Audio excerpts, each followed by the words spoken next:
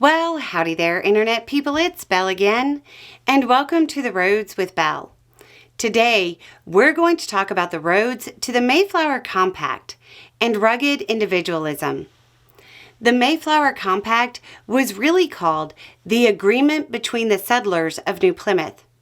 It was signed in 1620 by 41 of the passengers of the Mayflower, and it laid out a basic agreement for running the colony and a social contract. We're not going to mythologize this. It's a historical document. The original copy was lost to time, but there are 3 versions of it from the 1600s. One was printed just 2 years after the original was made. The 3 versions have some small differences in wording and major differences in punctuation, spelling, and capitalization. But the text is short, and all versions carry the same key elements. In the name of God, Amen. We, whose names are underwritten, the loyal subjects of our dread sovereign Lord King James, by the grace of God, of Great Britain, France, and Ireland, King, defender of the faith, having undertaken for the glory of God and advancement of the Christian faith, and the honor of our King and country, a voyage to plant the first colony in the northern parts of Virginia, do by these presents, solemnly and mutually, in the presence of God and one another, covenant and combine ourselves together into a civil body politic, for our better ordering and preservation, and furtherance of the ends aforesaid, and by virtue hereof do enact, constitute, and frame such just and equal laws, ordinances, acts, constitutions, and offices, from time to time as shall be thought most meet and convenient for the general good of the colony, unto which we promise all due submission and obedience, in witness whereof we have hereunto subscribed our names at Cape Cod, blah, blah, blah, dates and signatures. If you're wondering why it says Virginia, they didn't exactly end up where they intended to. The colony was in Massachusetts, and that actually has more to do with why the compact exists than you might think. Okay, so what do we have? A lot of religious stuff up front. Well, that makes sense. The Pilgrims were religious separatists. Some would say religious fanatics. But not everybody in Plymouth was a pilgrim. You see, before they left England, they signed a contract to build a colony around the Hudson River, which at the time was part of Virginia. The backers were going to get a cut of the profits of the colony. To make it more profitable, people who weren't motivated by religious beliefs were brought along. They were called strangers by the Pilgrims. After they wound up in the wrong spot, the strangers didn't feel like they could be commanded because the contract was voided when they didn't end up where they were told. After the religious stuff, you get to the idea of establishing a civil body politic for our better ordering and preservation. Now, it was still a very religious system, but there was voting and so on.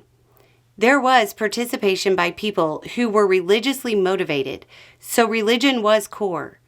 But it's that part about ordering and preservation that I find interesting and probably tells us a lot.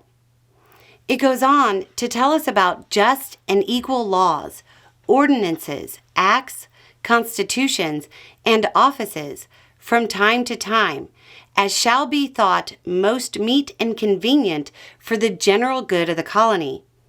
The general good of the colony is the key point of the whole document.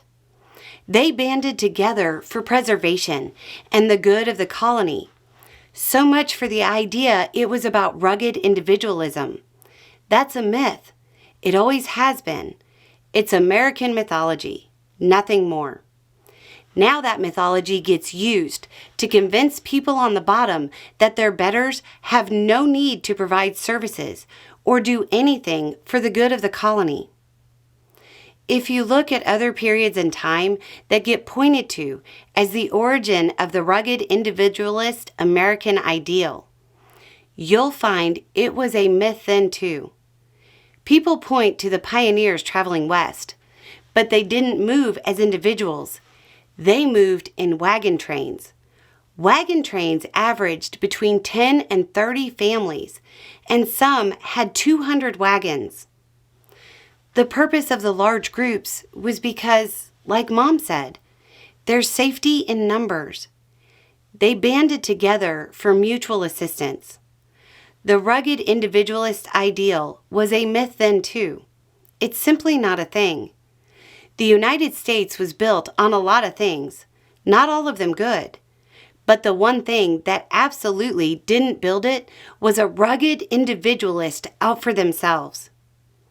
One of the people who popularized the idea was President Hoover's Secretary of the Interior, who said things like, quote, "It is common talk that every individual is entitled to economic security.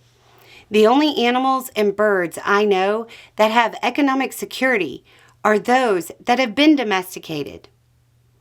Credit for the term rugged individualist is given to President Hoover himself, who in 1928 said that there was a, quote, "choice between the American system of rugged individualism and a European philosophy of diametrically opposed doctrines."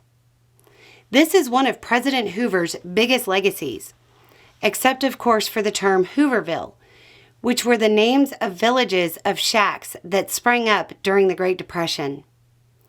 We're moving into a period where the rugged individualist myth is going to start infecting public policy even more. It's important to remember that it's a myth that encourages those on the bottom to be content with their place in the world. So, there you go. A little more information, a little more context, and having the right information will make all the difference. Y'all have a good day.